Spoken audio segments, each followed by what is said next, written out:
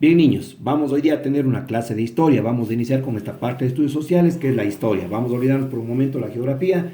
Iniciemos con historia. ¿Qué es la historia? La historia, niños, es una ciencia que estudia los acontecimientos que sucedieron en el pasado, los compara con la actualidad y se proyecta al futuro. Ahí la importancia de la historia, niños. No solo nos cuenta qué sucedió antes, sino esos sucesos los compara con la situación actual y los proyecta, puede decir qué va a pasar en el futuro.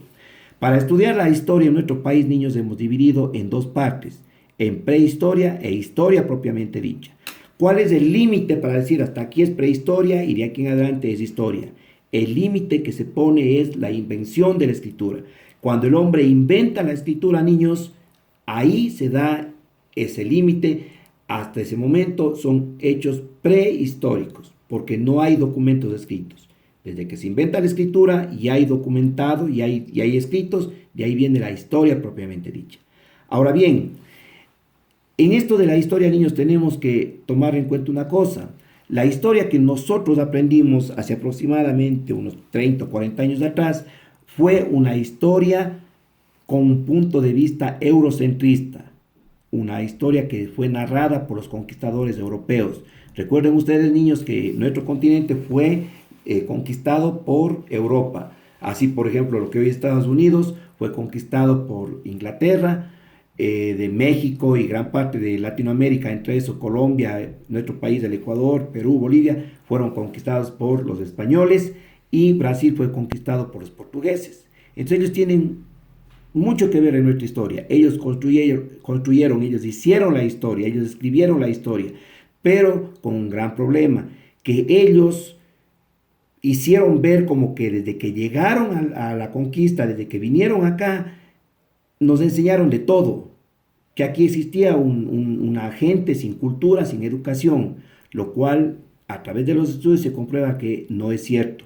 Y por ejemplo, como ustedes tienen en pantalla, niños, vemos que cuando los conquistadores llegan acá, nuestros pueblos ya tenían ellos un sistema de escritura llamado el quipus.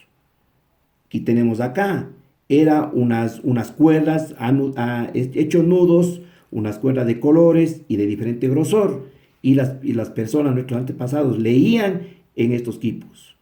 Pero no solo eso, también nuestros pueblos tenían ya un sistema numérico, un sistema matemático, un sistema de conteo y de cálculo, que inclusive fue el inicio de lo que después sería la calculadora, es esta taptana, como ya analizamos con ustedes en clases.